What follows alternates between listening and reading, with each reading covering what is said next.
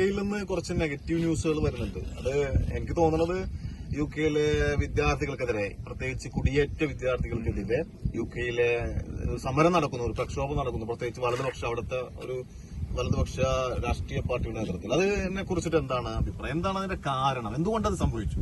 അല്ല, ഈ സൗത്ത് പോർട്ടിൽ ഉണ്ടായിട്ടുള്ള ദാരുണമായ സംഭവമാണ് നമ്മൾ കുറച്ച് ദിവസങ്ങളായി ചർച്ച ചെയ്യപ്പെടുന്നത്. അതെന്താണെന്ന് വെച്ച് കഴിഞ്ഞാല് ഈ കുടിയേറ്റ രാഷ്ട്രീയം തന്നെയാണ് അവിടെ ഏറ്റവും വലിയ പ്രശ്നമായിട്ട് നിൽക്കുന്നത്. അതോടൊപ്പം തന്നെ അവിടെ നടക്കുന്ന വേറൊരു കാര്യം എന്താണെന്ന് വെച്ച് കഴിഞ്ഞാല് ഈ പുരോഗമന രാഷ്ട്രീയവും അതേപോലെ അവിടുത്തെ ഇപ്പോഴത്തെ ജനാധിപത്യ സംവിധാനങ്ങളും ഒരിക്കലും അവിടുത്തെ ആളുകൾ സ്വീകരിക്കുന്നില്ല എന്നതാണ് എനിക്ക് മനസ്സിലാക്കാൻ സാധിക്കുന്നത്. അവർ കൃത്യമായി കൊണ്ട് ഒരു കാലങ്ങളായിക്കൊണ്ട് നടപ്പാക്കുന്ന ഒരു രീതിയുണ്ട്, ഈ മുസ്ലിം വിരുദ്ധത. അത് പറയാൻ കാരണം വെച്ചാൽ യു കെയിലെ ഒരു സ്ഥലത്ത് ഒരു വിദ്യാർത്ഥി, ഒരു കൗമാരക്കാരനെ ആരെയൊക്കെ ആക്രമിച്ചു. അതെ അതെ അതെ. അത് ആ കൗമാരക്കാരന്റെ പേരും ഐഡന്റിറ്റിയും വെളിപ്പെടുത്തിയിട്ടില്ല, കാരണം 17 വയസ്സായതുകൊണ്ട്. 17 അവർ വയസ്സായതുകൊണ്ട് ഊഹിക്കുകയാണ് ഇതിന് പിന്നിൽ ഒരു കുടിയേറ്റക്കാരനാണ്, ഏഷ്യക്കാരനാണ്, അതൊരു മുസ്ലിമാണ് എന്നാണ്. ഇതാണ് പറയുന്നത്. ചരിത്രപരമായി കൊണ്ട് സൗത്ത് ആഫ്രിക്ക, കാനഡ, അതേപോലെ തന്നെ യൂറോപ്യൻ കൺട്രീസ് ആയിട്ടുള്ള കാനഡ, ഓസ്ട്രേലിയ, ഇവിടൊക്കെ ചെയ്യുന്ന ഒരു രീതി എന്താണെന്ന് വെച്ച് കഴിഞ്ഞാല് കൃത്യമായി കൊണ്ട് മുസ്ലിം വിരുദ്ധതയും അതേപോലെ തന്നെ കുടിയേറ്റക്കാരെ, മൈഗ്രേറ്റഡ് ആയിട്ടുള്ള ആളുകളെയും ശക്തമായിട്ട് എതിർത്തുകൊണ്ട് അവരെ മാറ്റി നിർത്തപ്പെടുന്ന ഒരു രീതിയാണ് യൂറോപ്യൻ ടെറിട്ടറിയിൽ ഇപ്പോൾ സ്വദേവ കാണുന്ന ഒരു രീതിയാണ് ഇത്. കാരണം മൊത്തത്തിൽ യൂറോപ്പ്, അമേരിക്ക, കാനഡ, ഓസ്ട്രേലിയ തുടങ്ങിയ പ്രദേശങ്ങളിലൊക്കെ ഇത് കാണപ്പെടുന്നുണ്ട്, കൃത്യമായിട്ട് കാണപ്പെടുന്നുണ്ട്. കാനഡയിലും ഓസ്ട്രേലിയയിലും യൂറോപ്പിലെ ഒരുവിധം എല്ലാ സ്ഥലങ്ങളിലും. കാരണം എന്ന് വെച്ച് കഴിഞ്ഞാല് ഏറ്റവും കൂടുതൽ ഏഷ്യൻസ് ആണ് ഇപ്പൊ അവിടെ വന്നുകൊണ്ടിരിക്കുന്നത്. യു കെയിൽ ഇപ്പൊ എന്താ പ്രശ്നം എന്ന് വെച്ച് കഴിഞ്ഞാല് മെജോറിറ്റി രീതിയിലേക്ക് മുസ്ലിംസുകൾ വന്നുകൊണ്ടിരിക്കുന്നു എന്ന് പറയുന്ന ഒരു അനൌദ്യോഗിക കണക്ക് പോലും ഇപ്പൊ പുറത്തേക്ക് വരുന്നുണ്ട്. അപ്പോ ഈ കണക്കുകള് സത്യത്തില് ഈ പ്രദേശത്തുള്ളവരുടെ ഈ സിസ്റ്റം, ഈ ഒരു എതിർപ്പ് ഈ കാലത്തുള്ളതല്ല, മുമ്പ് തന്നെ അവരുടെ ഒരു കുരിശ് യുദ്ധങ്ങളുടെ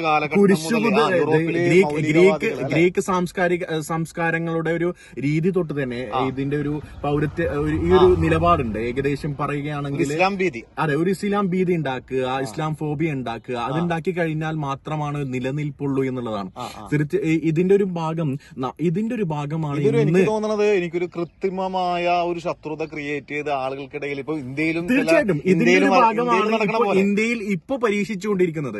കാലങ്ങളായിക്കൊണ്ട് യൂറോപ്പിലും അമേരിക്കയിലും ഒക്കെ നടപ്പാക്കിയിരുന്ന ഒരു രീതിയാണ് ഇപ്പൊ ഇന്ത്യയിലേക്ക് മെല്ലെ BJPയും RSSും സംഘപരിവാർ സംഘടനകളും കൊണ്ടു നടക്കുന്നത്. ഇത് കൊണ്ടുവന്ന് എങ്ങനെ വളരെ കൃത്യമായിട്ട് ഇൻജക്ട് ചെയ്യുന്നുണ്ട് എന്നുള്ളതാണ്. ഇപ്പോ നമ്മൾ അമേരിക്കയിൽ US ആ ടവർ തകർത്തു, ബിൻ ലാദൻ സെപ്റ്റംബർ 11 എന്ന് പറയുന്നത് അതൊരു മുസ്ലിം വിരുദ്ധ ദിനമായിട്ടാണ് ആചരിക്കുന്നത്. പക്ഷെ വേറെ വിഷയം കേട്ടോ, ഈ UK നടന്ന ഈ പ്രക്ഷോഭത്തെ സർക്കാർ അടിച്ചമർത്തി എന്ന് തോന്നുന്നുണ്ട്. കാരണം അത് ഇവിടെ പല യൂട്യൂബേഴ്സും പറയുന്ന രീതിയിലേക്കുള്ള വലിയൊരു ഡെപ്തും അതിനില്ല. ഇതിൽ വേറൊരു കാര്യം പറഞ്ഞാൽ സത്യത്തിൽ UKക്കോ യൂറോപ്പിനോ ഈ രീതിയിലുള്ള കുടിയേറ്റ വിരുദ്ധ ഒരു നയം സ്വീകരിക്കാൻ കഴിയില്ല. അവരാണ് ലോകത്തെ ഏറ്റവും വലിയ കുടിയേറ്റക്കാര്. കൊളോണിയലിസം കൊണ്ടുവന്നതൊക്കെ അവരാണെങ്കിൽ പോലും അവരെ സംബന്ധിച്ചിടത്തോളം അവർക്ക് ഒരു കൃത്യമായിട്ടുള്ള ഒരു ദേശീയത ഉണ്ട്. ആ ദേശീയതയാണ് അവര് പുരോഗമനമായിട്ടുള്ള ജനാധിപത്യ രീതിയിലുള്ള സംവിധാനത്തെ ഒരിക്കലും അംഗീകരിക്കുന്നില്ല, ഞാൻ മനസ്സിലാക്കുന്നിടത്തോളം. അതിൽ വേറെ വിഷയം കൂടി എന്ന് വെച്ചാല് അവിടെ ഇപ്പോ UKയിലൊക്കെ അധികാരം കൈയാളുന്നതിലേക്ക് അമേരിക്കയിൽ കമല ഹാരിസ് വന്ന പോലെ സുനക്ക് UKയിൽ വന്ന അധികാരത്തിലേക്ക് കുടിയേറ്റക്കാർ പോലും വന്നു ചേരുന്നു എന്നുള്ളൊരു സംഭവം.